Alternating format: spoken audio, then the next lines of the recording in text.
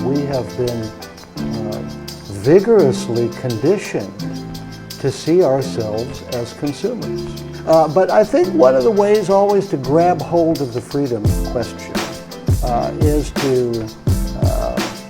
to distinguish between freedom from and freedom for.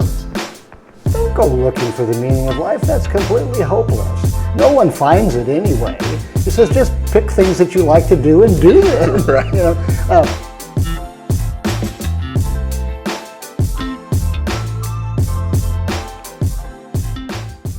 Today's guest is an associate professor at the School of Planning at the University of Cincinnati. He is a fellow at the Royal Society of Arts in the United Kingdom, and he is a co-founder of the Community Building Institute here in Cincinnati, Professor Terry Grundy. Yeah. but it's surprisingly difficult to avoid the expressway. I Coming here to see you. Yeah, people definitely give me grief for like why I purchased one way out here. You wanted to be out in the country, I guess. I just, I didn't really care too much about the specific location. Kind of thinking of it, being a little more far out from the city. I do like my privacy. Yeah.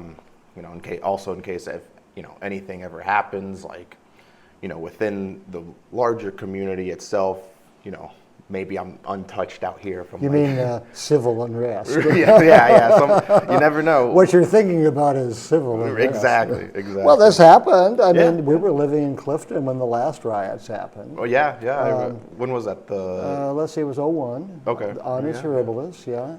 It was a terrible year because that was 9/11 also. Yeah. And so it's like a big body blow to the United States and a big body blow to the city of Cincinnati. Yeah. But it was interesting because at that time, I don't know if you're rolling yet, but at that time I pulled together, well, let me just say this, that one of the things I could see was that the city had been losing population steadily since the 1970s. Okay. The city that had been more than 500,000 was down to maybe 300, if that. Oh, wow. Yeah. So, I mean, it had been white flight. And that had created the usual concentration of poverty, in the inner city, the city overall. We're not just talking over the Rhine, but that was where a lot of it was concentrated. That was because of Section 8 housing, which was project-based back then. So there had been a series of public policies, the goal of which, though nobody would say it, was to concentrate the poor people of the region in a small area in this inner city so that the suburbs could get away scot-free and bear none of the burden of that. And of course the city kept trying, to do what it could, to ameliorate the effects of poverty on the poor. But the city was running out of money because the people who were net payers had left. Right, yeah. Except for the really rich people along Grandin Road and places like that, and Clifton Gaslight and Lookout, the places where money still stays. Right. But it was terrible, and so after the riots, there had been just a tiny little bit of redevelopment happening over the Rhine, Main Street mostly. But after the riots, we could have lost all of that little tiny bit of momentum that we had. Yeah. So some of us came together and created a group that tried to essentially rethink the city. Think about the city in different terms. Yeah. And one of the things we had to do was to persuade philanthropists and politicians that the mission of the city taking on full responsibility for basically providing the supportive services to the poor people of the region, 85% of whom lived in the city of Cincinnati, required for a while not investing in that, but investing in amenities that would cause people like you to want to move back. Right. Yeah, absolutely. And it worked to some. I mean, that's the miracle of Over the Rhine, Yeah. But it wasn't easy. Anyway, that's not our topic. For today. No, I mean, somewhat, relates to. Well, of course it relates. It relates in very profound. All of these things we've been talking about are interconnected. Yeah, of course. I'm one who has always thought, in life in general, regardless of what it is, everything is connected. That's right. So, but anyways, There's a philosophical principle behind that. you and I love to discuss philosophy in coffee shops, so we have to warn your viewers right. that we're liable to get together in coffee shops and get philosophical. But the fundamental reason why all issues are interconnected is because of what we call the unity of being. If all things which are, in other words, which participate in this elusive thing we call being or beingness, if all things in the universe, as it were, are interconnected, that means that all issues are interconnected too. Yeah, absolutely. Yeah. But there it is. What topic? But we'll pretend we're in a coffee shop. Yeah. Right. Hey everyone, before we continue the segment, don't forget to subscribe, like, dislike, leave a positive comment, leave a negative comment. I don't care. Thanks for watching, and now on to the program. First of all, thanks for doing this. Sure, I appreciate pleasure. you taking the time out of your busy schedule for, my time specifically. Well, my pleasure, yeah. But yeah, we'll jump right into it. We'll, just go from topic to topic. Essentially, this is a little different than what I've been doing. We kind of pre-planned this conversation, which I was, more than of an advocate of doing, just because. Well, you had to do all the work because you had to give me a whole menu of possible topics. Honestly, I did the professor thing. I tried to make sense out of it. Yeah. Honestly, there came a point recently where I was like, oh, I gotta get these topics. Yeah, exactly. But yeah, this first topic, we're talking about citizenship essentially, and we narrowed it down to the subtopic of belonging and the obligations of being a citizenship. I'll kind of just read what you had wrote. You said, I think modern people increasingly misunderstand that a political community is not self-sustaining. Free societies require trust, restraint, honesty, competence, sacrifice, and a willingness to care for institutions that none of us created alone. A consumer society trains people to ask, am I satisfied? Citizenship asks a harder question, am I helping to preserve the conditions that make civilized life possible? A lot of that, a lot to break down there. That's a big bite, isn't it? Yeah. We'll kind of go from sentence to sentence. Thinking modern people increasingly misunderstand that a political community is not self-sustaining. Kind of break that down. All right. I think that maybe what we would want to do, if you're willing, is to jump back a half a step and sort of look at the different senses in which we use the word citizenship or citizen. There are several different senses that we could bring forward, but maybe there are three that we want to pay attention to. On the one hand, as if we had three hands, but on the first point, we can define citizenship legally. In other words, how does a political society, a political community, a nation, a state, a city, how does it define citizenship for purposes of defining who's included and therefore who's not included? Right. And so, as you know, the United States has certain laws that pertain to citizenship. It says that if you are born in the United States, in one of our 50 states, I don't know whether it's true for the territories or not, but certainly if you're born in the United States, you're a citizen no matter who your parents are, okay? And of course, the current administration is very dubious about that proposition. Other societies define it differently, but here we say if you're born here or if you're the child of at least one parent who is a citizen, you get to be a citizen too. Other societies declare differently. So that's the legal, juridical definition of citizenship. And it's useful. It's argued over, and it should be, I suppose, argued over. There are all kinds of reasons why that definition legally might change from time to time. The next way that we use the word citizenship, almost unconsciously, is to talk about belongingness. One of the things that I think you and I have discussed is how intensely human beings need to belong to something. Right. Yeah. There are a few people who are kind of the lone stranger who live their lives, aloof, so to speak. But most of us are belonging creatures. We're more like dogs than cats. Right. We're kind of pack animals. And with respect to humans, that gives us, as we may discuss a little later, a very powerful sense of meaningfulness. And so, as I was driving here to your place, I saw lots of places that were flying not only American flags, but very big American flags, okay? And they were making a statement about belongingness. Or you see certain political rallies which pump people toward the image of the nation, and you see thousands of people in stadiums roaring, and they're feeling that they belong to something. It can be a little vulgar sometimes, but on the other hand, it's important for people like you and me. We need to feel that we belong to something. Yeah, yeah. Lives there a man with soul so dead who never to himself has said, "This is my own, my native land." People do that. I mean, people say, "I'm an American," you know, or people say, "I'm French." Right. Yeah. Yeah. Ich bin ein Deutscher. You know, these are important things for people. So I think that that's very, very important too. I think the third way we are talking about citizenship is the way that you introduced the topic.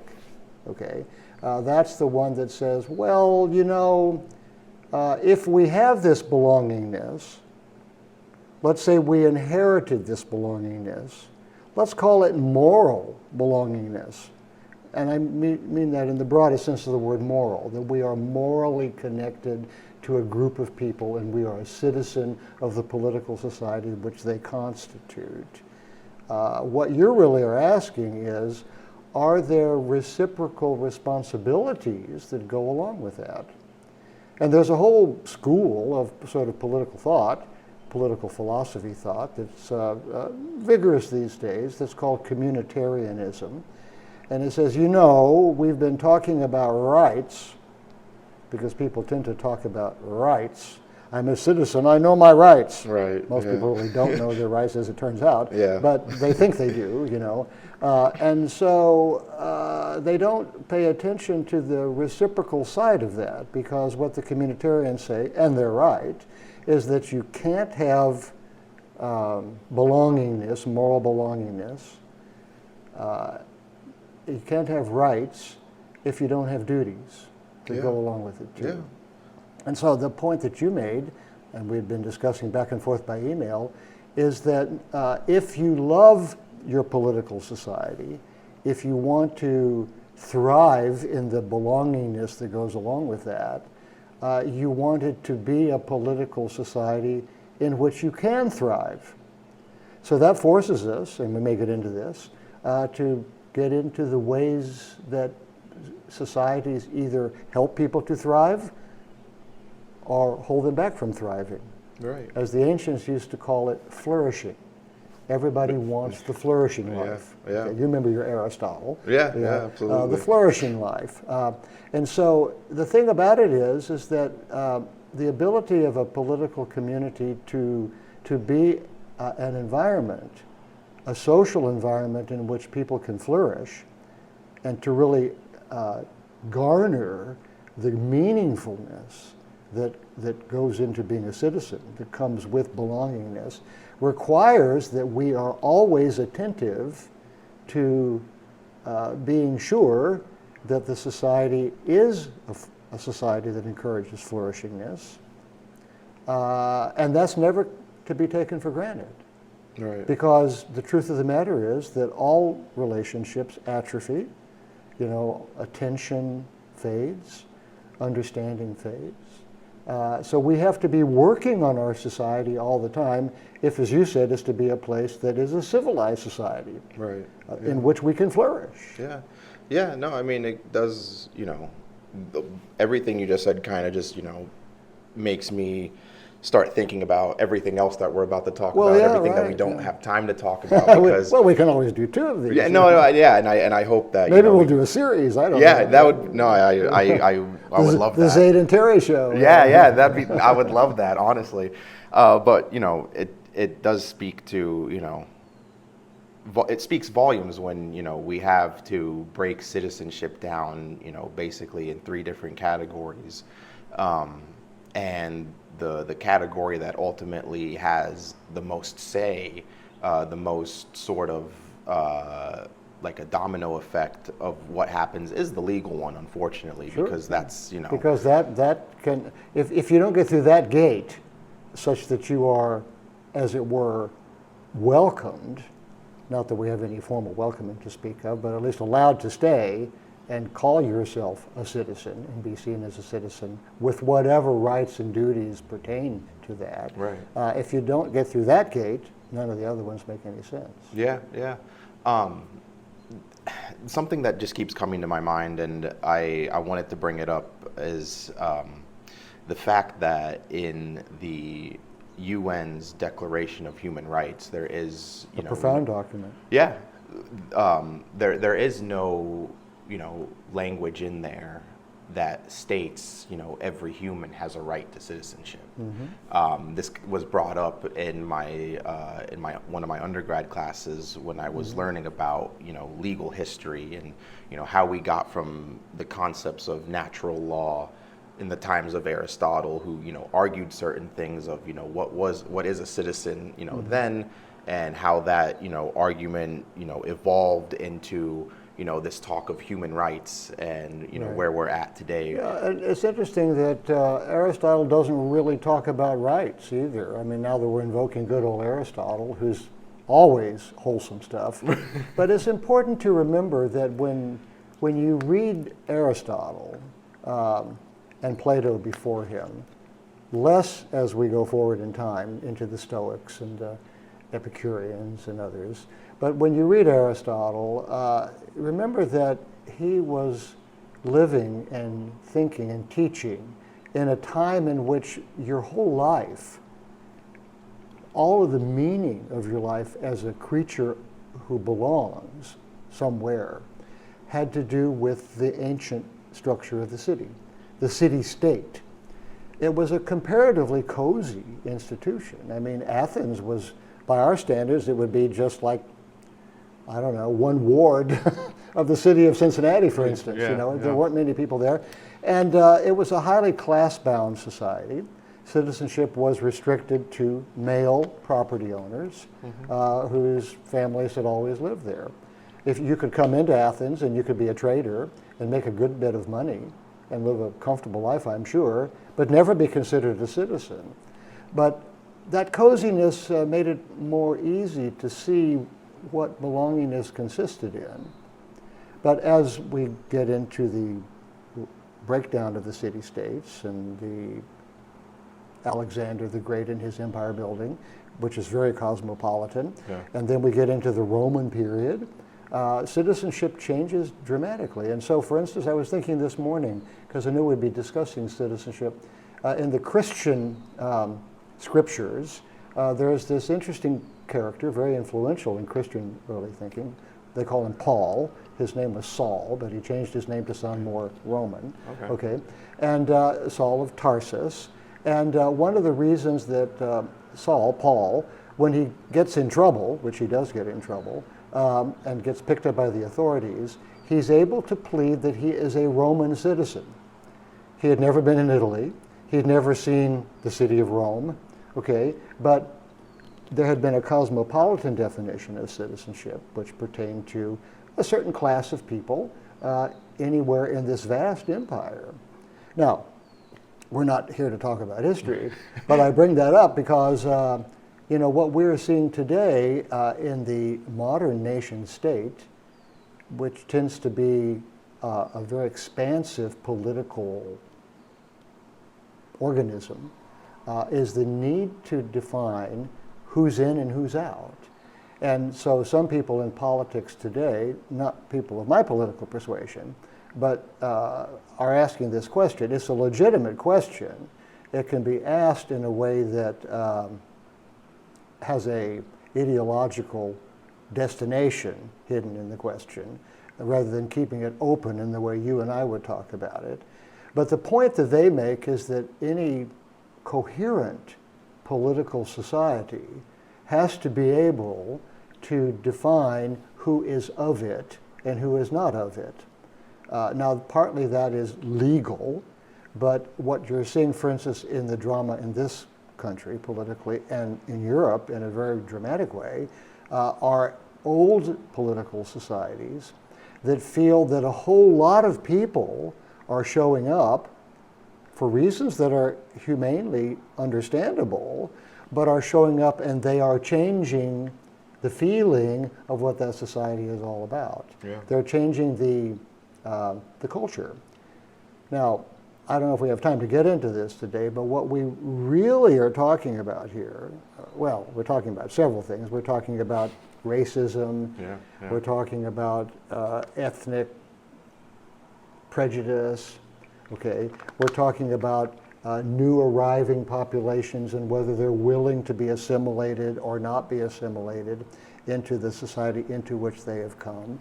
Those are all very coherent questions. Thoughtful people do have to think about them.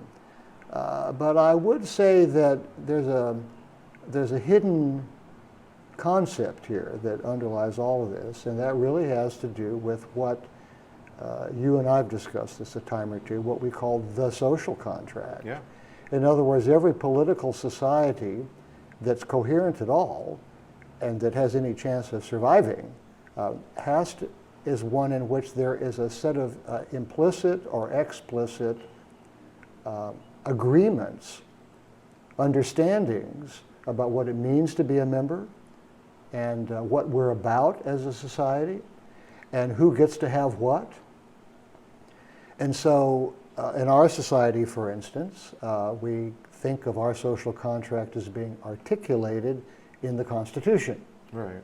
Yeah. You're a political scientist. I'm not. You know more about this than I. You should be teaching this lesson. But that is a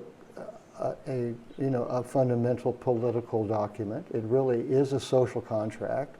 But it's important to keep in mind there that our founders in this country, they were Enlightenment men, mostly traders and merchants in the North. In the South, mostly planters. Two different kinds of economy, which led to trouble later, you'll remember, this little unpleasantness called the Civil War. Yeah. But they were Enlightenment men. They were well educated. I mean, they had read Plato and the Republic, and they had read Aristotle's Politics, and they knew history. But most importantly, they were Enlightenment men, and they knew people like Hobbes and Locke and Rousseau and Montesquieu, okay? And of those available social contracts, the two that they borrowed from are Locke for fundamental purpose. Yep. What's the goal here? Yeah. And Montesquieu, what should the structure look like? Yeah. Now, I don't want to get into Montesquieu because any kid who's taken civics knows about the three branches of government and the division of powers, which sometimes works and sometimes doesn't. Right. Okay. But with respect to Locke, who was a powerful thinker and has so much to teach all of us, but there is one conundrum that's written into a Lockean social contract, which our founders really embraced. And that is that the goal, the principal goal, is to protect the property rights of the property, as you and I discussed in a coffee shop one time. Every social contract that's articulated by a philosopher, as distinct from growing up organically, is one that is attempting to solve a problem. In the back of people's minds, there's some problem that they're thinking about. And it was very clear that what Locke was thinking about was, well, how do you, within a political society, especially one which has, let's say, a king, okay, and a circle of political supporters around the king, how do you make sure in a time when new wealth is being created, important for our time too, when new wealth is being created, England was beginning to industrialize, the economy was changing, a new kind of middle class was growing up, some of whom became exceedingly wealthy based on manufacturing and things of that sort. And the worry was, how do you protect the new property class? The old property class, the old aristocracy, was based on a kind of an evolved feudal model. You had your manors, it was legally, fealty to a higher lord and fealty to the king. Of course, that didn't mean much by Locke's time, but that still undergirded the property. But this new class, how do you know that the king couldn't just expropriate it or change the laws of trade in such a way that you would be deeply disadvantaged? Mercantilism, for instance, things of that sort. And so Locke's concern is how do you make sure that the property rights of the property are secured? But understand what that means. That means it's basically setting out to protect those people who already have property. Exactly. Yeah. And so it doesn't really encompass in any compelling way problems of those people who have no property. Right. It presumes, it has this idea of, what is the phrase in Latin, nullius terra, that, open land, that, in a new continent where you could go and somehow you could get land, somehow you had to go west or something, but, after the revolution perhaps, but somehow you could make a go of it somehow. But it doesn't really spell that out. It really says, if you have big property, we'll protect you. And so to this day, we're living in a Lockean social contract. Now, at a certain point, you have to stop and ask the question throughout different pivotal moments in a nation's history, is the social contract under which we've been operating still fit for purpose? And I think that for a lot of younger people, your age and younger, you're graduated and launched in life, but there are people who are still working their way through college or deciding whether to go to college or not. And that's a social contract question right there. But they're asking the question, well, wait a minute. This social contract, I don't understand it real clearly, because they wouldn't put it in the terms that you and I put it in, because you've studied political science and political philosophy. But they kind of sense that something's not right, that it's not working for them. Right. And when enough people, especially vigorous young people, begin to think that somehow it's all not working for them, we'd better stop and take stock. Maybe we need to have some rethinking of what our social contract should be. Yeah, no, I mean, there's just so much you just mentioned that I could just, go off. We could go in 50 directions. Literally, yeah. No, but I definitely concur with all that. And before we jump on to the next one, there's one more point I wanted to bring up where you mentioned that, a consumer society trains people to ask, am I satisfied, versus citizenship asking, tougher question is, is my society thriving? Are people in general happy? Obviously, you can't please everyone, but are we taking a good amount of responsibility for what we're doing here? Mm-hmm. One thing I heard about recently, and it's just very surface level understanding of what I had heard about the difference between status here in the United States versus status in China. For the example was given, and how I guess people here in the States view status as, who has money, how much money. Stuff. Yeah, stuff, material in a sense, because you can make your way into rooms with, elected officials as long as you do have the money. Well, that's right. And versus I heard in China, the status game there is basically, if you're someone who starts in your village, and you have a position in that village that is a position that, does good for the community as a whole. It could be anything from a trade, from, something, research-wise, in a sense of like, maybe you're dealing with like finances and whatnot. And if you prove yourself in that village, then you earn a position within the larger community. By contributing something. Exactly, to the common good of the community. And essentially I don't know, I've been in China a few times. I was part of the group that established a sister city tie between Cincinnati and a city in China, Luzhou. I've never been out in the countryside. I do know that there is a problem in Chinese political society in that the people who are from the rural districts do not get to enjoy the full benefits that come to people who live in the cities. They can come and work in the city, but they never actually gain citizenship of that city. And therefore, some of the benefits that accrue, I can't enumerate them. But I think that what you're really pointing to there is a fundamental question, and I think it's one we probably want to keep in our mind this morning. It's the difference between consumerism and citizenship. The fact that people are having such a difficult time, in our time, now, these days, finding their way into participating in the well-being of their community. Citizenship, doing those things which citizens do to make their communities, their neighborhoods, their states, the U.S., more civilized places in which we can all flourish. It could be that a lot of the problem has to do with the fact that we have been vigorously conditioned to see ourselves as consumers. That's to say, to ask the question, am I satisfied? Now let's just say something here, Zaid. We have to acknowledge something. We'll have to watch out, because this could go down the rabbit hole of Buddhism. Yeah. Okay. But I will want to say something that the Buddhists are very wise about with respect to consumerism. They understand that we are never satisfied, that anything you get ultimately won't satisfy you. Sorry, quite all right, yeah.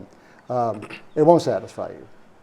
Nothing that you can consume satisfies you. They even have a word for it, it's called dukkha, the intrinsic unsatisfactoriness of all things, leading all the way up to suffering with a capital S. Got it. But we live in a culture, a commercial culture, in which almost all of the messages that come to you in a day as you drive around or walk around or engage with media are designed to keep you firmly in the channel of consumerism. They're designed to kind of tweak your appetites, to make you think that you're lacking something, to make you think that you need something that will give you status in the eyes of other people, something that will, to make you want to buy the new shiny objects. Yeah. And you get them, and within 15 minutes you're bored with them. Literally. Okay? Yep. That's dukkha at work. Okay. But that is where we have positioned ourselves as a society. Our contribution, our belongingness to the degree that commercial society defines it, our belongingness has to do with our desire, what the ancients called concupiscence, and the attempt to, the vain attempt, the frustrating attempt to satisfy those desires by consuming goods and services. Yeah. How many messages do you get in a day, or do I get in a day, or does any one of my students get in a day, that is saying, what are you contributing to your community? Did you go to the community council meeting Thursday night?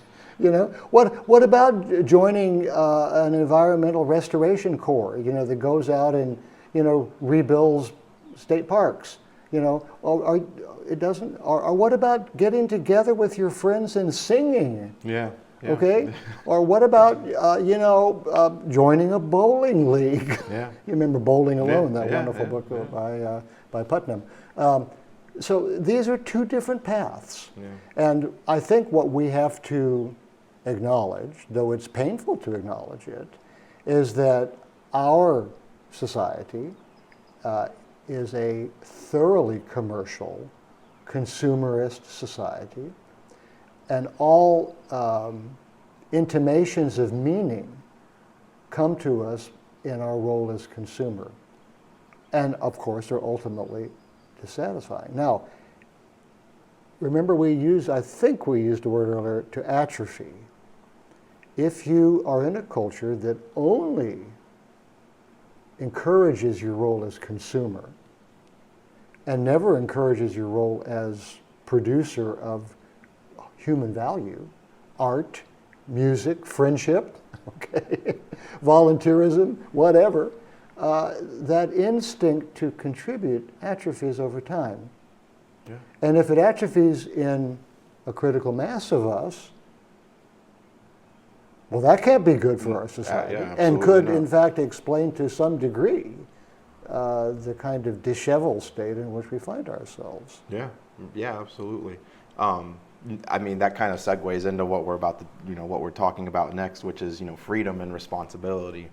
And I'll just, go ahead and, kind of break down what the next, talking point is. If our freedom is limited, does that excuse us, or does responsibility take a different form?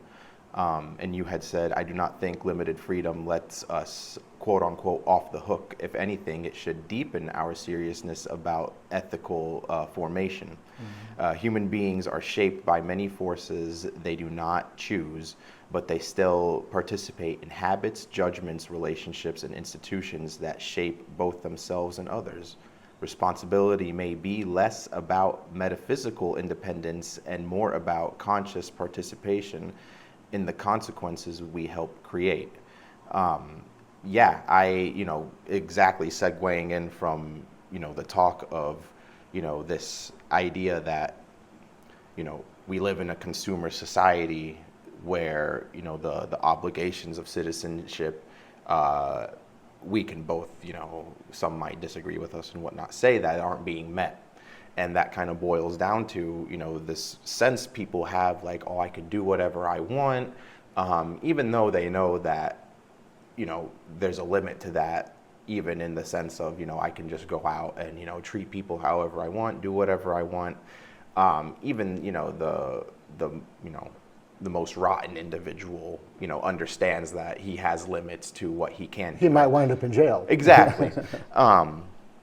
But no, I mean, I completely agree. And, my brain's just kind of, going out where we're going to talk about after this, in the sense of, the brain goes fizzy with this. Freedom is definitely, there's this sort of, thing that goes on within an individual, specifically those that may, not engage with things like how you and I engage with things, deep conversations about, the philosophy of life and whatnot. But it just makes me think of, the individual who, preaches freedom, saying, we're and whether it's tied into patriotism or not, wherever you come from, people want to always bring up that, this is the land of the free. And even, they know that, they still have obligations they need to do. Some know. Yeah. I mean, maybe I'm giving too much credit to people that I say, they know that they have an obligation, where it's maybe they're just in some sort of, automatic mindset where, consciously they're worried about, being free and, having fun per se, fulfilling the feeling within them that, they feel good and, the chemistry within their brains is kicking, versus the subconscious actions they do of going to work, feeding their families, maybe, maybe they do engage in something weekly that they aren't even realizing contributes to citizenship. Well, coaching your, 6-year-old's soccer team is contributing to citizenship. Yeah, absolutely. Well, let's think about this freedom word. It's a huge word, and it's a word that's used in all kinds of ways and smuggles in all kinds of concepts that we will want to examine a little bit. We won't get into like sort of the metaphysical question of freedom, except to remind whoever's spending time with us today that that has long been debated by philosophers, metaphysicians, whether there is really anything that's true freedom, whether all things are determined. I mean, you could take the position philosophically that from the Big Bang, whatever the Big Bang was, before which everything was packed into some kind of a singularity, and then it started a chain of actions that came forth from that resulted billions and billions and billions of years later in Zayd and Terry sitting in front of a camera talking about things. That there was nothing in that could be understood as freedom at all, that everything is predetermined. It's all, you might say, just geometric. It's like, when you break the billiard balls, the game is set up, everything proceeds from there. That's vertiginous. Let's not get into it because, you fall down another hole and you never get out of that one. But I think one of the ways always to grab hold of the freedom question is to distinguish between freedom from and freedom for. Now, I think all of us, every one of us, would acknowledge that we don't want to be powerfully constrained by external forces. No teenager wants to be powerfully constrained by his or her parents. Right. Yeah. They want a little bit more freedom from. That's part of the growing up, isn't it?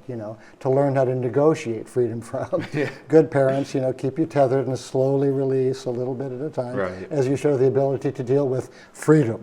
Okay, that's very important. But it can project out into bigger considerations, and so a lot of people, fellow Americans, who aren't very subtle in their thinking about these questions, do a lot of their time sort of stalking around saying, nobody's going to tell me what to do. Right. Yeah. I'm a free American. Yeah. Yep. And so we sigh and we say, yes. Yeah. But now let's get down to reality, we got through that little fit, But, the American society, based on the social contract that we were discussing a bit ago, has emphasized this theme of freedom from. A lot of it, that frontier mentality that if the East got too crowded, you just keep moving west, and then when more people showed up there, you keep moving further west. That's part of the American mentality too. That's a freedom from thing. It's a freedom from social expectations, social constraints of one kind or another. But that doesn't deal in a way that's effective with the question of how do we create and maintain a civilized society where we really do live together, and we really do work together to create conditions in which people can flourish. To embrace that is an act of freedom. Yeah. If you saw that invitation and understood it clearly, and you accepted the invitation to do that because your reasoning mind said, that's the kind of civilization I want, and this is the kind of thing that all of us must do to get that kind of a civilization, you could accept it. Metaphysically and morally, you're free to reject it and not go that way. But if you reject it, if you use your freedom to reject that invitation, then do you really have a right to expect the benefits that accrue in a civilized society? Right. Or are you essentially making yourself a freeloader? Yeah. And we know people like that, don't we? Yeah, absolutely. They take, but they don't give. Yeah. No, I mean, that literally reminds me of, the people who, think they could do whatever they want, Yes. And it makes me think about, I think we call that being a sociopath. Yes, Yeah. yeah, absolutely. It's in the duality, within an individual, and that comes with just living in general. It's like this universal law. I forgot if I had, mentioned these universal laws that I believe have applied to all humans, throughout history and going forward.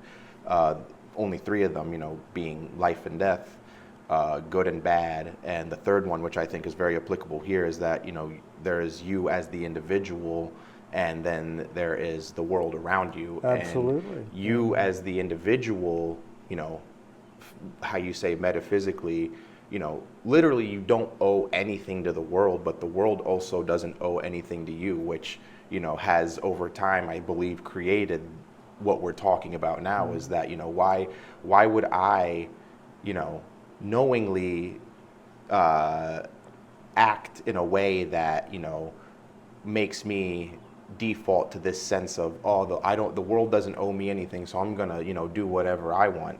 Yes. But that should automatically make you think that the world also doesn't owe anything to me, so it could take everything from me, and what am I left with? Mm-hmm. It's it goes into thinking of if I like when people think that they, that they are the ones who do the good, and then the bad things that happen to them all, are all from outside forces. Mm-hmm. And yeah, no, it's definitely a, kind of bleeding into the next topic of meaning. Let's not jump just yet, because I think there's one more thing or two to be unpacked there. Those people, I think what you were describing a moment ago was a rather juvenile sort of political stance that is called libertarianism. Okay, it emphasizes liberty or freedom over all other human goods, and so you will frequently run into, and I'm not saying they're bad people. Some of these folks are very friendly to them. But you will run into people who will say very declaratively that that what they owe their society is minimal. I mean, absolutely minimal. They will give over to their political society only the barest minimum that they're like to protect us from invasions from without. Right. No other restrictions, please. I'm not willing to buy it. Now, of course, I'm exaggerating their position, because each libertarian will define for him or herself those things, those minor things which they are willing to give. But they want all of the advantages. And so this is the joke that you often find in political arguments, where people will say, well, it's socialism if you give it to poor people, but it's not socialism if you give unlimited benefits to rich people, right, because they made those companies. And so you see where we're going with that. It's a very juvenile thing, but the truth of the matter is that we all are responsible if we want to have, as we've said now once or twice, if we really want to have a society that allows us, you and me, and our friends and families, each person that we love, to flourish, to really flourish, then we have to be doing those things, yet to be defined, and there are many. We have to be doing those things which create that type of a civilization. It's not going to make itself, and if it was made for us, in a way, by our forebears, it's not guaranteed to last forever if we forget the effort that has to go into the making of it and the maintaining of it. Yeah.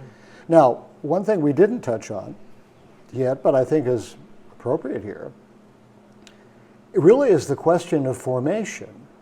The real question, it seems to me, if we agree on what type of society in general we need to have to flourish, then we need to be doing what we can to help young people, children and young people, form themselves, become formed to participate in that work of making that kind of a society.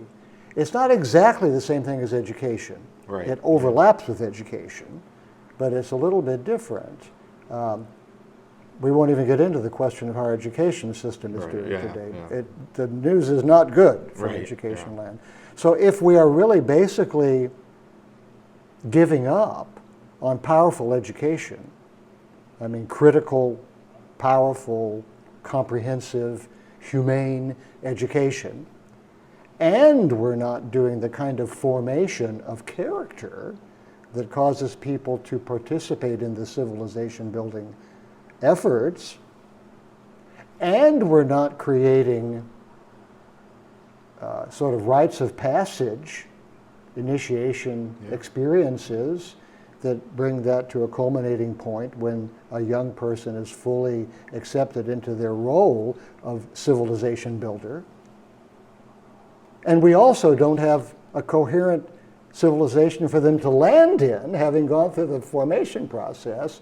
We might need to rethink that whole effort. Yeah. You can't give up the effort, because upon that civilization and its health depends. But maybe what we need to be doing with respect to education and formation and initiation are things that really have to do with preparing people to restore their civilization rather than just inherit it. Because most of that in the past has been you inherit your role as a citizen. Right. Your family came here somewhat recently. My family's been here a long time. So I just kind of inherited it, okay? But maybe what we're inheriting is deeply troubled, and maybe the project of education, formation, initiation, and the work to come is really about restoration. Now that's something that's meaningful, right, if we want to talk about meaning here today, which I think we do. Yeah. No, well, I mean, I kind of want to jump back real quick, just in regards to, the formation. I reflect on myself in the sense of, going through the education system. Essentially, I always tell people, I was born in one world and raised in another. So, I can't, just reflecting on the experiences that I had, I don't know if formation was kind of already within me, or if it was something that I had continuously experienced through my adolescence into my, youth. It was just in your family or in your community. It was just happening around you. Huh? I mean, well, but it's crazy because I don't see that within other people in my community, and that's I think where where it can get more into like looking at it in the sense of what are we doing in the sense of forming our children and our youth to become the next runners of society, because you think of the other places, like for example, like Israel, and how I would argue that part of their formation is that everyone who is born into Israeli citizenship automatically joins the military, except for the ultra-Orthodox. Yes, with the exception of them. And it's just you see something like that and you're like, it goes beyond just the education, in the system itself, how it's ran, and you have to think beyond just that. You can't just dump your kids into a school and think, oh, have a good day, like tell them what'd you learn at school today, going back to the idea, it takes a village to raise a child. Yes. Like the child just doesn't go to school and has learned like, oh, I learned about Aristotle and how he defined what we are, and then how it came to, and no, like it takes everyone.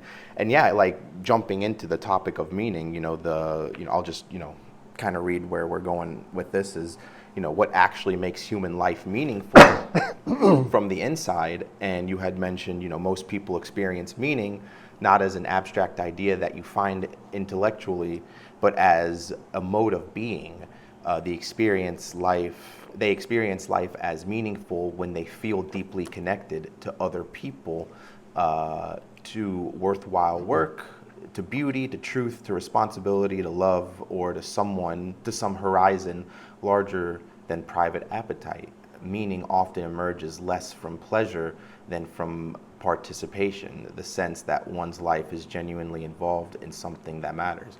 I mean, I just reflect on myself, and I've always felt that within me. I've always felt this, thing within me that, I enter communities and I have this natural instinct to, either better the community, better myself from being in that community.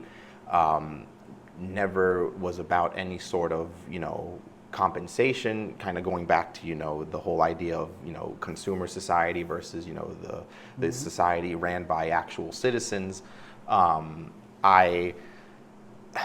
It is a tricky thing, I think, to discuss, because I think a lot of it does boil down to, obviously a number of variables, but this mindset, I think when it comes to meaning, it's, this sense of, relief, happiness, whatever sort of, I'm trying to give it a logical, Sure. understanding. Well, it becomes very tricky, doesn't it? Yeah, absolutely. Yeah. I mean, I wake up every day and, I go to work to, earn the money that I make, so that I use that money to put on podcasts, right? to put on podcasts, to feed, my loved ones, to, pay the bills, of course. I, go and teach kids after work because it gives me, a sense of I don't know. It gives you a sense of flourishing. Yeah, it really does. I mean, and it could be, you know, with anything. You know, it doesn't just have to be specifically with, you know, the current kids that I'm teaching, or, you know, doing this podcast right now that makes me feel, you know, flourishing. It's, you know, I told my dad this recently. I was like, you know, put me in any, you know, circumstances, and I'll hope I can make the most out of it. And I think, you know, where this comes down to with the whole, you know, what makes, you know, human life meaningful, I would want to turn that question into a different question, is, you know, how can we unlock meaning within, you know, society? Is it through formation within, you know, raising the next generation? Is it through, you know, like you say, like maybe when you had mentioned this, I'm like, maybe I should, you know, start a company that sends mass texts out every day saying, did you go to your, you know, city council meeting? Did you engage with this? Did you do that? And, you know. The social capital question of the day. Well, this is a wonderful set of questions that we're dealing with here. To go back for just half a second to what you might call the broadest framing, meaningfulness. It's a wonderful recursive question, because what we really are saying is, what do we mean by meaning? Yeah, literally. And so you could, if you ask, you know, like a philosopher, what do you mean by meaning? It becomes this loop, you know, like, oh my God, we'll start to overheat on this one. But, you know, I want to first invoke a very famous mathematician, physicist, a guy by the name of Feynman, who said, don't go looking for the meaning of life. That's completely hopeless. No one finds it anyway. He says, just pick things that you like to do and do them. Right. You know, but he was much more subtle than those words imply, because what he was basically saying is that meaning is not a something that you find. Some people like to say, and I think it's essentially true, that meaning is not in things, certainly not in the consuming things, right, but meaning is not in things at all. Meaning, they say, is in between things. In other words, what they're saying is that meaning has to do with relationship.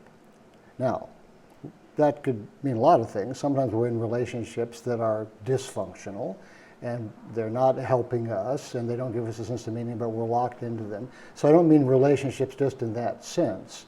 But what we are talking about here, I think, in general terms, is that one has the feeling of meaningfulness within oneself when there is a fit between your structure, the structure of your personality, your being, and the structure with which you're engaging.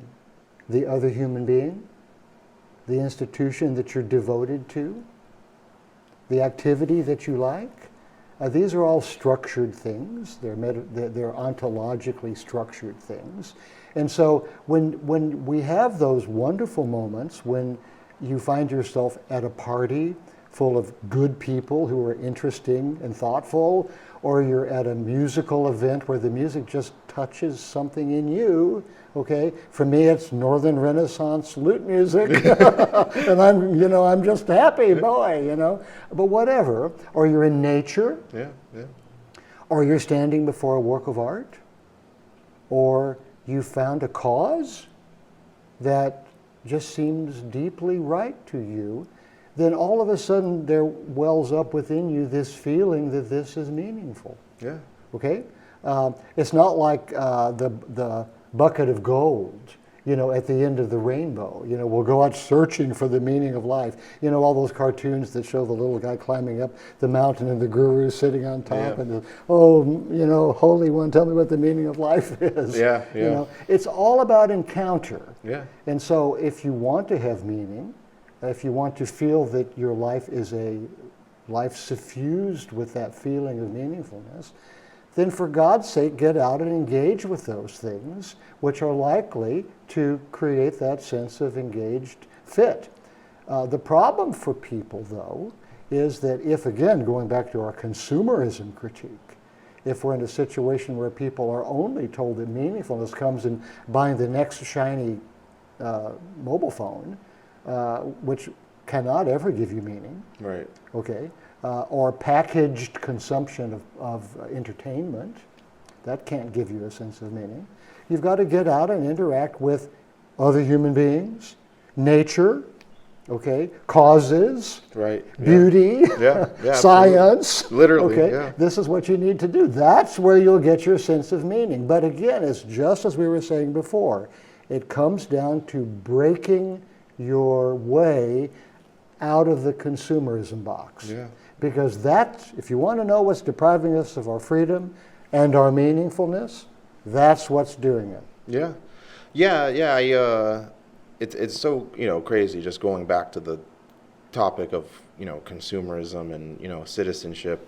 I come from a culture where consumerism doesn't even really exist. And it honestly takes it to the point where it's a little bit toxic, because majority of my family members and just, people I've been surrounded by growing up, just worry about, working, and that's it. Surviving, yeah. I mean, it very much is a survival instinct, and I'm pretty sure, just comes from, how much ransacking has been done by. They've been at the crossroads of history. Yeah. Everybody's beat them up at least once. Yeah. Literally, yeah. And that's something that I essentially always stuck out like a sore thumb when it came to just, me and the people that I, grew up with, my family and whatnot, extended family, was that growing up, I was terrible with just money. Like as a child, as a teenager, I was definitely consumed by consuming. Sure. And you bit the hook. Yeah. I very much did, and I even to this day have to continuously train, like tell myself and put myself in a mindset that I have to like fight the old me, even with a mother who has been an investment advisor for all my life. She's basically my investment, my like wealth and asset manager now. Hands down the best person to know how to manage your finances and whatnot. Even with that resource, it just goes to show that the life is very much a two-way street, and no matter how much you're given, depending on what goes on in your head, are going to act on what you and it does go to the topic of freedom and how much responsibility you have. I had the freedom that was given to me because of just how privileged my life has been. Your family was prosperous enough. Yeah, and I definitely lacked the awareness and whatever you want to call it, of that responsibility, knowing that, because my sister, who's 7 years younger than me, she is, nothing like me with, finances, and it kind of goes hand in hand with, this idea of, meaning and whatnot. She's still trying to find meaning within herself, and I always encouraged her to just go do Get things. out there. Get out there and figure out what you like, what you don't like. You're not going to figure out what you like if you don't put yourself through things that. Right. That's an interesting point, a very interesting point, Zaid, because that question about I want to find meaning within myself. There are ways we could look at that we could say, yeah, I kind of get that. But if our premise is true, that one really finds meaning by engagement, by relationship with nature or other human beings or causes or art or some calling that you may find. It's true you might have to find that calling within yourself. What am I good at? What am I called to do? But it still has to do with engaging with something outside of the self. The problem with trying to find meaning only within yourself is that it becomes a kind of psychological solipsism. You just keep running, the inner loop. Right. You have to get out and engage. I'd like to invoke our boy Aristotle. I know this seems to be an Aristotle. I'm not quite sure why. Why not do the existentialist or something? But let's talk about Aristotle, because when we're talking about consumerism here, in the context of meaningfulness, Aristotle was a very wise person because he was so practical. He invents, so far as I know, the word pragmatica. He said, well, let's just have a practical treatment of these things. So when we talk about not being captured by consumerism, and that is one of the things we have to do to find real freedom and real meaningfulness and create a real path to a society which is beautiful and causes us to be able to flourish, all of those things which I think we've agreed upon. It's not to say that we don't consume.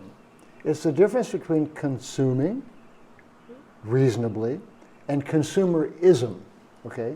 Aristotle, when he talked about the good life, for instance, was extremely different from his predecessor Plato, under whom he had studied. Yeah. Plato presumes, that we need to kind of get into this spiritual ascent. Things become more and more and more rarefied until finally you come to some vision of the ultimate truth of things. It's beautiful in a way. I don't think it holds up, but it's beautiful. But Aristotle is the anti-Plato. He comes along and says, let's be reasonable about all this. Yeah. He says, a life is not just about contemplation. It's not just about gazing on metaphysical forms. Right. The truth of the matter is a good life is about working within the context of your city, being a good citizen, engaging in sports, engaging in politics, okay?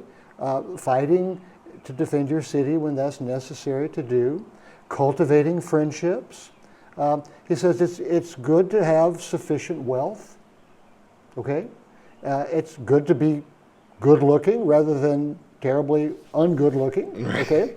These are all, let's be honest about these things. These are all good things. But he said, but the point is, to flourish, to develop your full capacities as far as you can develop them. These are your excellences, your virtues, arete in Greek. And all of these things developed are your flourishing. And as you develop them all, then that becomes, taken as a whole, your character. That's the only coherent way we can use the word our character. Yeah. Okay, it's the development of all of our excellences or our virtues. That's the path of meaningfulness right there. Right. And it does include a certain amount of consumption. One has to eat, and one wants to eat nice food rather than yucky food. Right. And one wants to have an apartment with good books and good pictures. Okay. So I wouldn't want any of your followers to think that either you or I are Puritans. Right. No, far from it. One wants a comfortable life, a life of beauty, and a life of engagement, a life of meaning. Yeah. No, yeah. I mean, it boils down to, balance, moderation. To be a consumer without being a consumerist. Exactly, yeah. Not, being, like Plato and, just, accepting that, it's my time to go. Like, because he wasn't his demise from just, accepting, Plato was an aristocrat and died the way an aristocrat dies, but you may be thinking of his boy Socrates. Socrates, whom Plato, sort of took as his great example of what the philosophical, virtuous life would look like. I think what we really are touching on here, just to introduce one other term without getting tiresome here, but there's a wonderful term that you find in Greek philosophy called telos. And it says that for everything that is in the world, there's a kind of ultimate fulfillment of it for every being and for every action. In other words, the things are done with respect to some desired outcome, okay?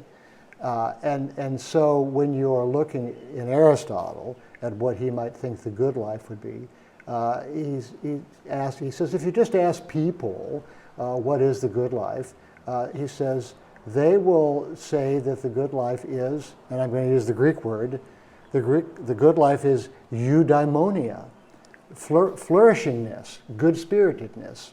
Now, we often translate that as happiness. Yeah. But Aristotle didn't exactly mean that. It includes happiness. One doesn't want to spend one's life unhappy all the time. That's not a life. But on the other hand, he meant more than just subjective, psychological happiness. He meant flourishingness in the total. And so the objective of a human life is eudaimonia, full development, to flourish, to develop all of your capacities fully so that you are a full, rounded, engaged, vital human being. Absolutely. Engage with your society. That's the goal. Yeah. So when he said, now what about those lesser goods?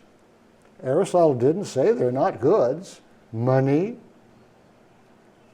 honor, friendship, sex, art, these are all goods, but no one of them is the telos. Right. The telos is the eudaimonia, and these are tools. And so when you see, for instance, and we could name a few, people who say, $1 billion isn't enough, I need $1 trillion. Yeah, literally. It's like Aristotle would look at that and say, have you mistaken the tool for the goal? Yeah, literally, yeah. I mean, the point about having money, for instance, or consumer goods of any kind, is to live a life that's ample and beautiful and comfortable, that serves your flourishing and the flourishing of others. Yeah. No, it's funny. Many people that I was in undergrad with, when I was learning about Aristotle, we just took his words, because we mainly learned about, him. You'd read the politics. Yeah. Because that was your study. Right? Yes, absolutely. And I could tell you not many people were, on his side of, which. Well, one of the problems, and I encountered this as a professor, is that Aristotle is absolutely a treasure trove of news you can use. But nobody knows how to read classics anymore. Right. You steeled yourself and made yourself, I will say to my students, when we're reading not so much the politics as the ethics, as it's called, Nicomachean ethics, and I'll say, you're going to read these sections that I would like you to read, and you're going to read them and you're not going to understand, and then I want you to read it a second time, and then I want you to read it a third time, and then I want you to read it a fourth time, and if you need to talk to me on the phone, we can do that too. I haven't made an online tutor for them to help them read Aristotle or lots of other things. But the problem is that a lot of the great wisdom traditions that could serve us the most with respect to the questions that you and I have been addressing in our ongoing conversation are all there. There's great wisdom there, but we have to be willing to do the work of claiming it for ourselves. Yeah, absolutely. When you had mentioned, just we're kind of seeing how much everything connects with one another, it's all with what we're connected, talking about. This, next topic being, the conversation of rationalization versus radicalization. It does, just with what we've talked about, just makes me think of, the different types of radicals there are, the different types of rationalizations there are that people have. I'll just, read off, what we're talking about. Is it possible to care deeply about something and still remain open, flexible, and humane? You say, yes, I think it's not only possible, but necessary. A healthy human being should be capable of deep commitment while still remaining open to correction, attentive to reality, and compassionate toward other people. Conviction becomes dangerous when it destroys humility, mercy, or the ability to recognize the humanity of those we disagree with. And one thing, it's so funny. I don't know, you're familiar with Jubilee? No. It's online, they're like a media company. Mm-hmm. I keep up with them on YouTube. They do these, they have these forums where they have like one popular person come in surrounded by like 20 people. It could be like one, conservative surrounded by 20. Like a fish tank thing. Yeah. Mm-hmm. And they do other things like, it's gimmicky stuff they do, but it's very educational stuff. They recently, ever since, October 7th, they had a couple times where they'll have like a pro-Israeli come on surrounded by pro-Palestinians or the opposite. And one thing that I I think it'd be a great idea, and I would definitely be the one to, put myself in the middle of the circle, is one rational thinker versus 20 radicals. Okay. Because I do think the most liberating thing for an individual is, you know, realizing you're wrong. I say it in the sense of accepting ugly truths that you know, may have not ever wanted to, you know, come to fruition.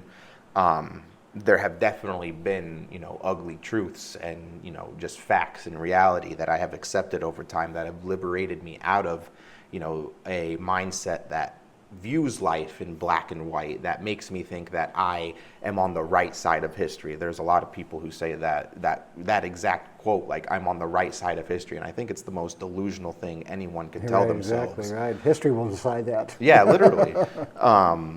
So yeah, I mean, I couldn't agree more, is that, you know, we do have an obligation, you know, not only to ourselves to talk with those that we disagree with, and to, you know, not only, you know, speak with them in the sense of, you know, maybe debate and whatnot, but to, you know, level with them and, you know, yeah, find areas where you agree with and whatnot, but also understand that, you know, just because you think differently and I think differently doesn't mean that we're living in two different worlds. We do live in the same reality.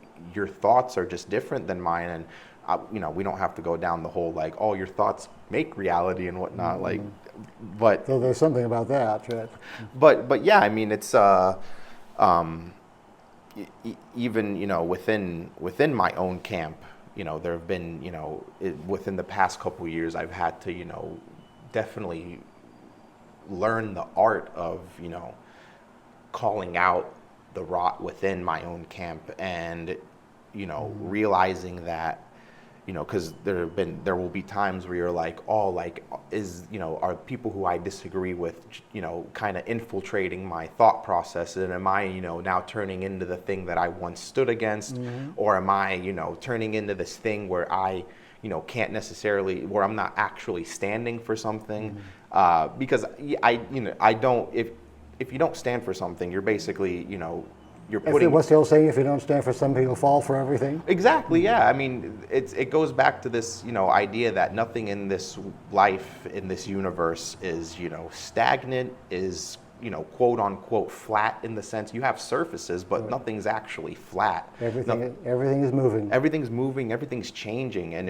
if you know, if you can't, you know, take yourself out of these camps where you are either radically thinking that, you know, I'm good, you're bad, or you are too much of a rational thinker where you just, you know, sitting on the sidelines watching the world burn, then, you know, it is this, you know, kind of, you know, when we first met and I told you, you know, I fear waking up tomorrow being a completely different person. It kind of goes back to that. It's, you know, this art of waking up every day and realizing that, you know, you're going to cross paths with people you agree with and you disagree with, and you just, you know, there is an art to, you know, communicating with those people. Mm-hmm.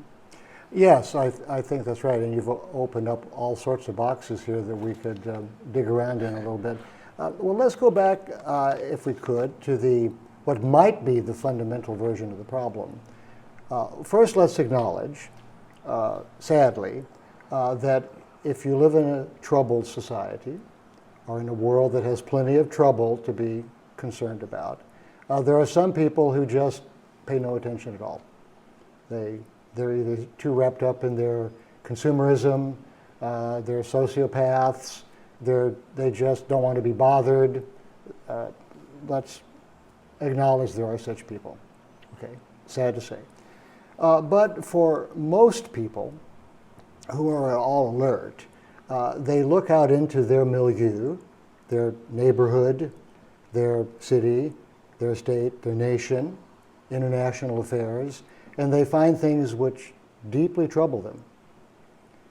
And not only do these things deeply trouble them, but they appear to be intractable. By that I mean, nobody seems to have a solution to them. Or if someone imagines a solution, there's an unwillingness to embrace what seems like the logical solution to them. In my mind, 100 such examples come to mind. I'm sure your mind is coming up with another 100. Yep. We'll probably overlap some. But here we come down to the question for ourselves, for you and me and whoever listens with us today. It's about stance. And so when you encounter things that deeply trouble you, I mean, in your civilization, that you depend upon for life and for connectedness and even for meaning, that all of that seems to be compromised and coherence seems to be lost, and you are deeply, deeply troubled by it. I can imagine what a few of them would be in your mind and heart. Now, from that point, you have to decide. It's a stance question. Now, you can, having encountered the frustration of that, one possibility is to just despair. We know people like that. Yeah. I do. I'm older than you, so I've had more years to spot the people who despair. Yeah. But probably you've already spotted a few. I mean, they've basically just given up. They may not admit that they've given up. They may still keep going through all the motions of human life and even find little satisfactions here and there, but they basically just saying, nothing I can do about it. It's going to get worse. Our civilization is going to collapse. I'm sorry about that, but I'm going to, get a new iPhone. Yeah. Go on a camping trip. Okay. I can't blame them for that, That's one possibility. The other possibility are those people who become, cynical. People like that? Yeah. They see the same things that the despairing people see, and they have a similar critique. They think it can't be solved, or that the powerful in the land will never let these problems be addressed, that the wealthy will continue to manipulate the poor, and the middle class will continue to shrink, and the zillionaires will become quintazillionaires. Yeah. It's all, it just keeps happening. The environment will continue to be corrupted, and finally we'll burn up the whole world. They, rather than despairing, they become cynical about it. The smart asses. They're smart. Yeah. They can say smart things about all those issues. They don't actually do anything because they've given up. Yeah. That's what cynicism is about. Both despair and cynicism are collapse. Two different versions of collapse in the face of intractable civilizational problems. Now, there's another possibility that doesn't collapse or just become cynical, and that's the stance of the activist, who says, I don't know exactly what the solutions are.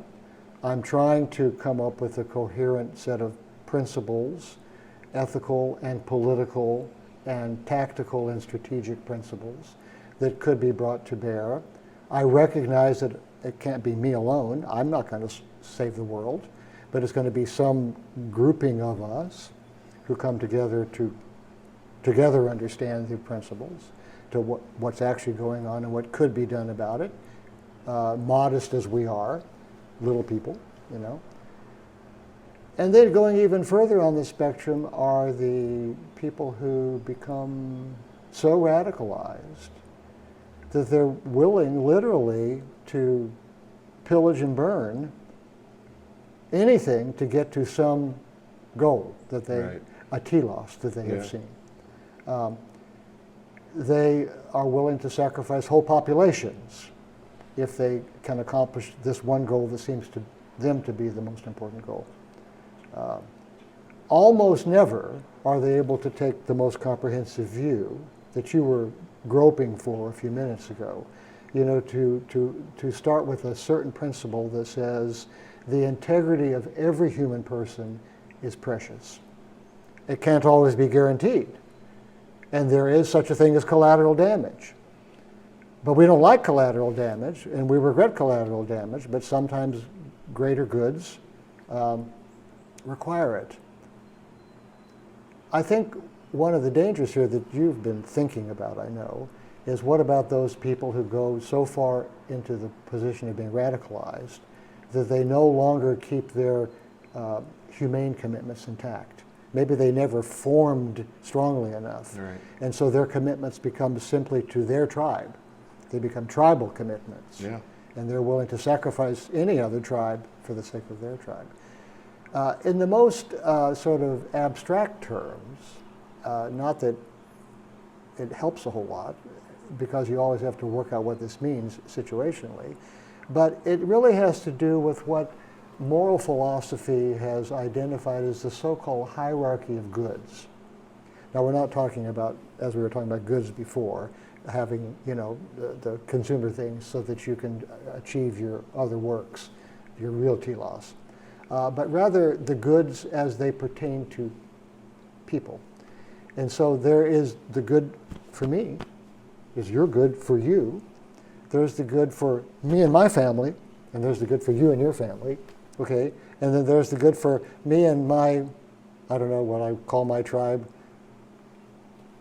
Communities, Yeah, but I'm thinking now first about sort of like upper middle class Anglo-Saxon intellectuals. And you're thinking about upper middle class Palestinian American intellectuals. The kind of people we kind of see as our tribe. Right. Now that you could say, Muslims, or I could say, I don't know, people who declare themselves as post-Christians. You define our tribe. We have multiple tribes that we're parts of. Okay. One way we can say, what is the good of our socioeconomic class? So the good of the disenfranchised is understood differently than the good of those people, as we were saying earlier, who already have wealth, the propertied rights of the property. But in the Catholic tradition, which has a very wonderful sort of social doctrine tradition, they premise something that they call the common good. And the common good, in principle, trumps all lesser goods. Right. Okay? And so, for instance, the industrialist who says that I need to be able to put the effluent of my factory into the streams of Ohio, okay, because that's good for me and my shareholders and my workers that I pay $12 an hour to, Right. Okay, but this is for our good. The common good would say, yes, but what about the people downstream from that? Many, many, many more people downstream of that. So you can begin to build up notions of the common good. The principle here is, it seems to me, based on things you and I have discussed today and in the past, that you want to be firmly committed to the common good and understand that it takes precedence over lesser goods when there's a conflict. There doesn't always have to be a conflict, but when there is a conflict, our allegiance must be to the common good.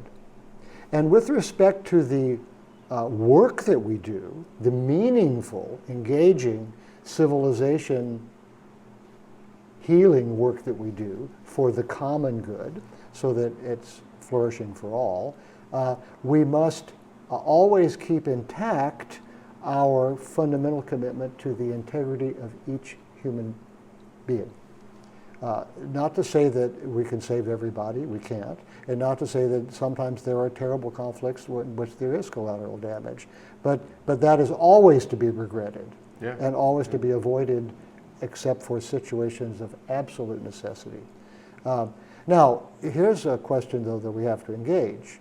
What do you do when a civilization has gotten into a death spiral down? Okay, when it's gone past the solidarity point, where solidarity no longer can be maintained at a critical level, and you really see it declining very quickly, and you have to engage with that catastrophe that you're seeing immediately, with all speed. You cannot deny it any longer as a call, a moral call to yourself. How do you find other people with whom to do that work? How do you coalesce with them? How do you form yourself quickly to do what needs to be done, which is political and perhaps even beyond political? Those are the questions that intrude here. But that sort of kind of radicalism, which loses commitment to the integrity of individuals and which is fastened onto the good of a subgroup rather than the whole, the common good, that is where danger lies. Yeah. And some people succumb to that. It's very scary. That's like, I think because, I witnessed that, so much, obviously from the comfort of, my homes here in the States, but just constantly, being fed it from, overseas, and people here, people there, being arguably the hottest topic Right. in all of human history right now. And calling for radicalism. Yeah. Calling for a kind of vehement, angry radicalism. Yeah. I mean, there are all kinds of ways we could take this question.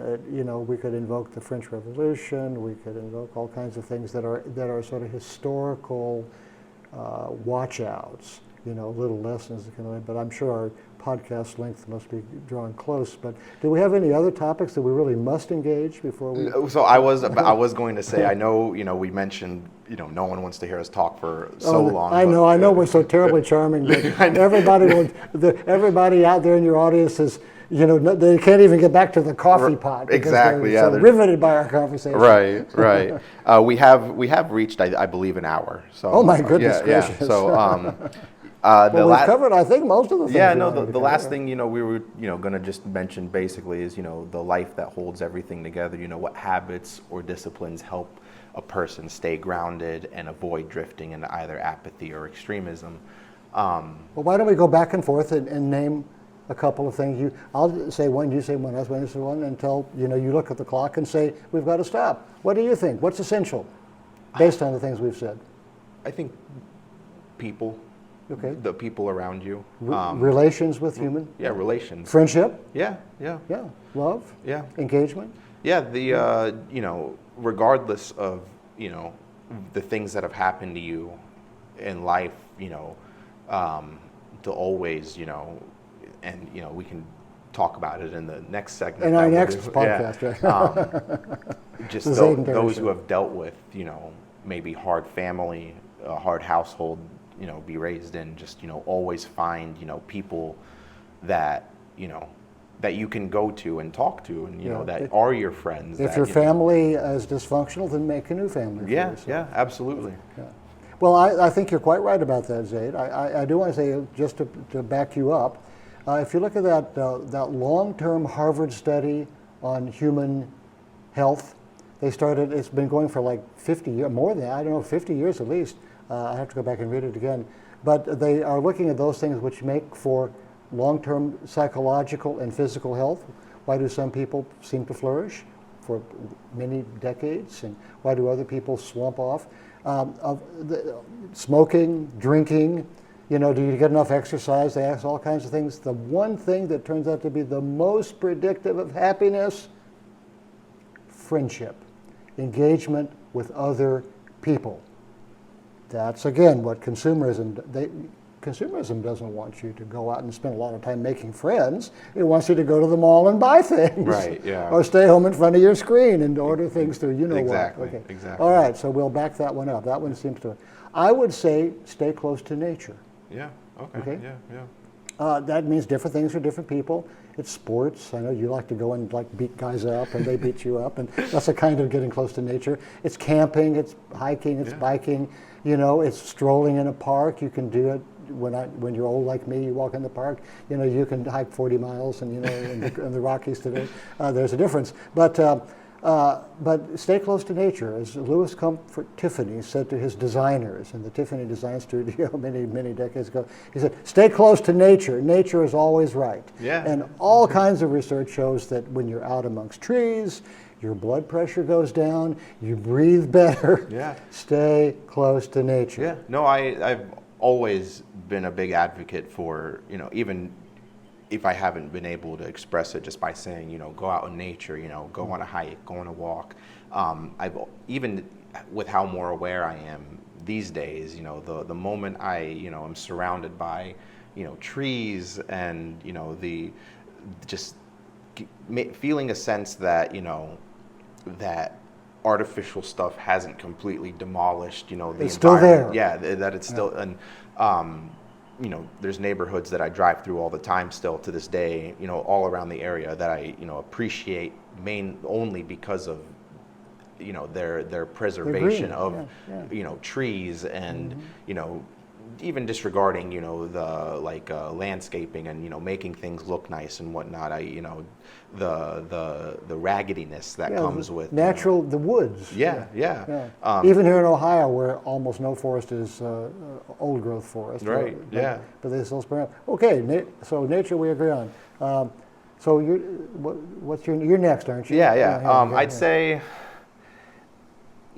I mean, I think what we both just said kind of boils down into two foundational things, and I think that honestly from here on out we'll just say things that kind of root back to either people or nature. It doesn't matter what it is. One other category I can think of. What is it?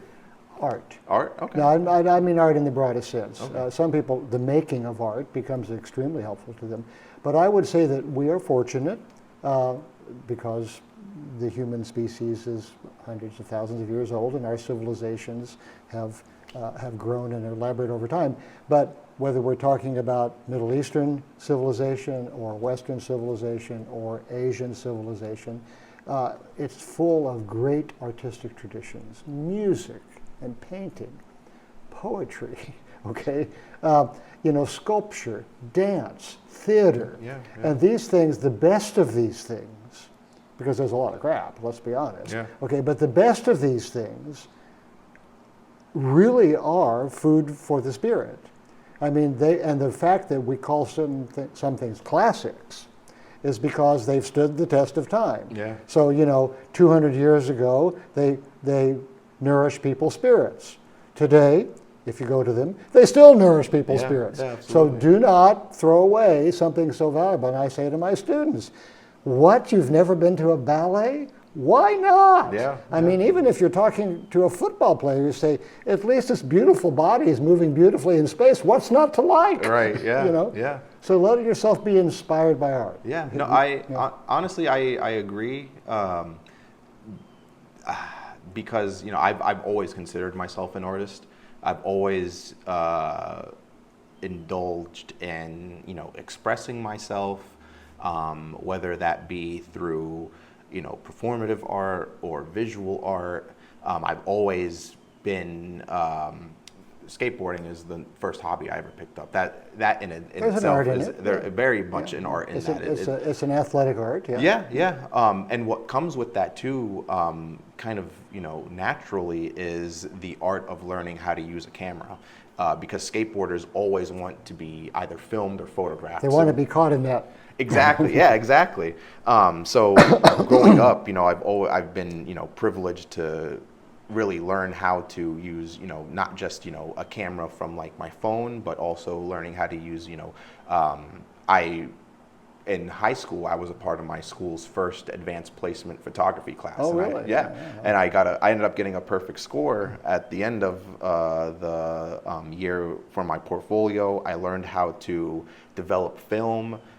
Skills that You mean like darkroom? We had a darkroom in our classroom itself. It was really cool. It was like a door that spun to keep the light concealed in at all times, and just especially nowadays with AI and whatnot. Those are skills that I think one should definitely learn if they want to create any sort of art. Well, it's said that art will console you throughout your life. And the art that you are attracted to when you're young is one set of art. And as you get older, a lot of art deals with stages of life. What is meaningful in different stages of life? I would add one other one, and maybe in some ways able to collect the many topics we've talked about. One thing that I would say is to be willing to attach yourself to the great causes of your time. The environment, saving our civilization, preserving democracy, rebuilding social capital, envisioning a new social contract based on solidarity rather than just protecting the wealthy. Okay. Whatever calls to you. Some, in my judgment, have more powerful calls, but each person has to search their own heart about that. But I think that if you have friendship and nature and the love of art and culture and the willingness to engage in the great causes of your time, your life is a meaningful one. Now, the hard thing here, though, and I think we need to go back to that cautionary thing we've talked about so much. We live in what's called the attention economy. And everything that we encounter in a day, as we become increasingly drenched with media, social media, artificial intelligence, modern advertising, television, entertainment, in all of its forms, is designed to grab your attention and not let go. Yeah. You know, it's like, you know, Pavlov's dogs, except, you know, the bell rings every 30 seconds. Yeah. And so what happens is that you find in this milieu in which these powerful media forces are completely focused on each individual with great power, computer run. They are trying to break your attention repeatedly. And one thing I think we have to acknowledge is coherence, the coherence of the self that is then able to make moral decisions and encounter meaningful experiences and relationships is not possible if you don't first learn how to control your own attention. Because as long as they've got your attention, you will continue to be fractured and unable to function as a citizen, as a friend, as an artist, as an activist in the appropriate way. I couldn't agree more. Any last words for? No, except it's fun to do a podcast with you. We'll have to like make this a tradition. Yeah, no, I would definitely love to, get back. We don't have to do it here, obviously. We could, do it maybe from like a room on campus or wherever is, any place, whatever works best for you. Professor Terry Grundy, thank you so much for coming here. Good to be here. Appreciate it. Hey everyone, thanks again for watching. It means a lot. Don't forget again to subscribe, like, dislike, leave a positive comment, leave a negative comment. I don't care. Thanks again for watching. We'll catch you next time.